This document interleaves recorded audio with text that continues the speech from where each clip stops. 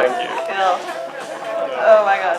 Oh my God. So, just moving right along, I'm wondering if anybody has a question for David about this fantastic experience that he made out of live and technological things. Question, comment, thought, query, question, wonderment. I have a comment.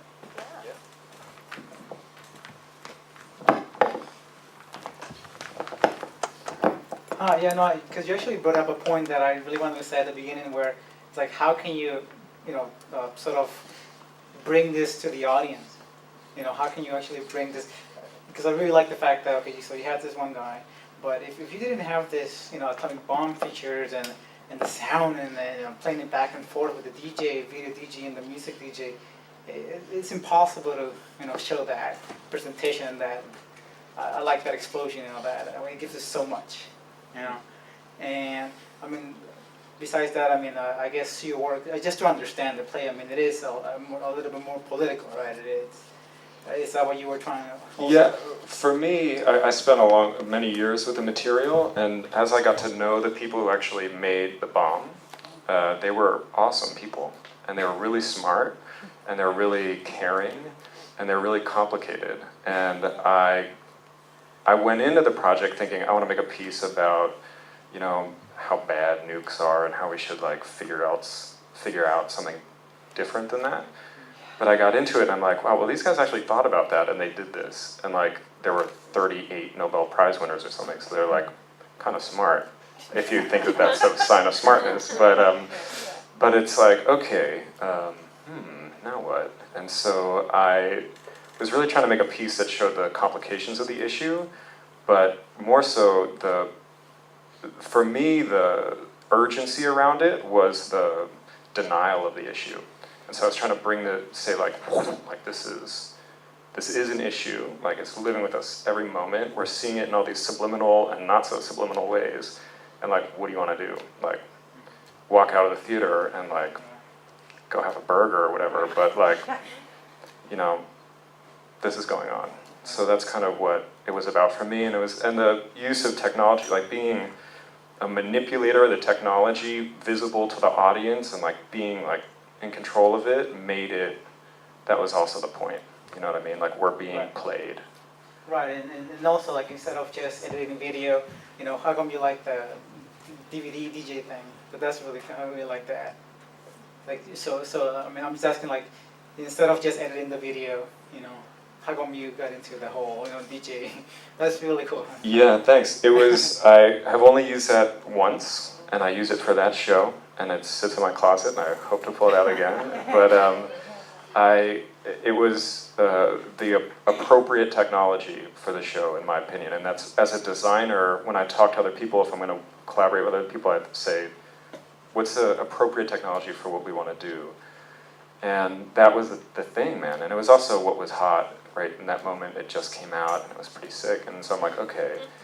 But it gave me the opportunity to get real physical with it, and also to play with a DJ. We played the thing like a piece of music, and it became super live, but it was a movie.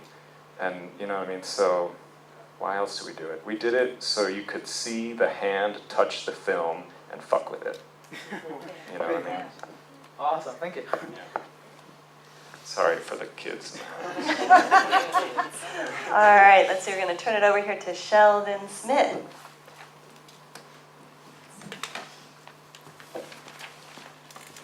Hello, I'm Sheldon. This is my wife, Lisa Wymore, and we're Smith Wymore Disappearing Acts.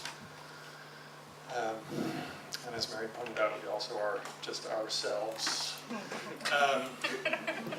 We've been making work together really kind of since 2001. And I would say right from the beginning, the work that we've made together anyway has pretty much always featured some level of technological apparatus, video projection, something. It's actually just recently, last year, that we decided, let's really try to make a piece where we don't use any video or anything at all. And it was really hard to do, but it was really a great experiment, which we hope never to repeat. Not that we just use technology to sort of hide our insecurities about our choreographic abilities, but sometimes I worry that that's part of it. In any case, so we've made a lot of work. When we first started working with media, like a lot of other people, you know, especially around 2000 or the late 90s, digital media got to be relatively affordable, so dance artists who obviously don't have a lot of money could actually start to screw around with this stuff in ways that were challenging, not impossible before, but challenging just because of cost. So it became possible to edit your own stuff, get a relatively cheap projector and throw it up a wall and put a dance in front of it. And we were really captivated by that for a while.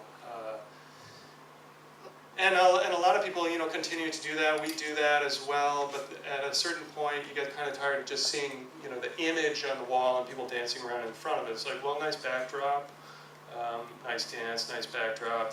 They have some sort of like friction between each other. They contextualize each other. They do things to each other, whatever. But I guess we started to hunger for how can we make either the dancers penetrate the video or get the video into the space, have it on objects, whatever. Can we somehow make it a little bit more of a bleed between those spaces? And I guess maybe the first piece that we have two pieces that we'll look at little tidbits of. The first one is Stranger, and Jessica, if I can.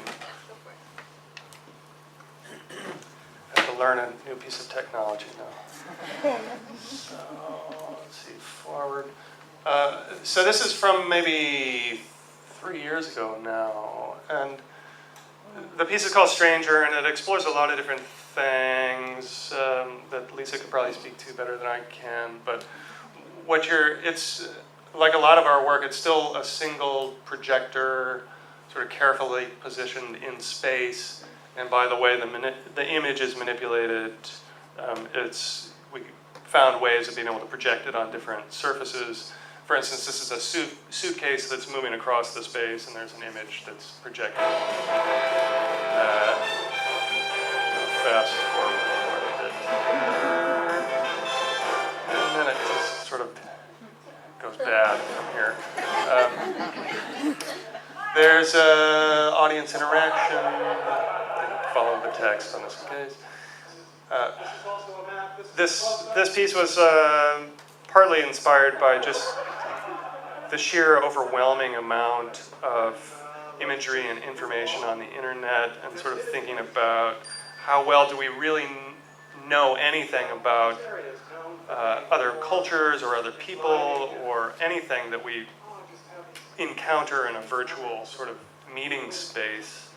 But it was also just like dealing with all of the images on Flickr and thinking, gosh, wouldn't it be great if we could figure out a way to bring 2,000 different pictures into a piece, and gradually boiled it down to just sort of a handful of things that we thought were kind of amusing. But in any case, let me go way forward here. Yes, this some fabulous culinary delight. And where are we? And our projector has broken down in the middle of this piece on several occasions. So here's an example where we do a lot of live recording of ourselves and then doing stuff with that imagery and playing it back on top of ourselves. And Lisa was 5 months pregnant at the time, so she was somewhat limited as to some of the. Normally we all do handstands earlier so that we're hanging off the ceiling there, but she had to do it the other way, so that's why she's now hanging upside down in order. Let me go forward. Okay, this moment again is projections on suitcases, and we're just looking at the sort of disappearing body, just being able to actually physically almost touch the pixels and pull them apart. In this case, they're just giant suitcase-sized sort of pixels, but being able to pull them apart and then reconstruct them is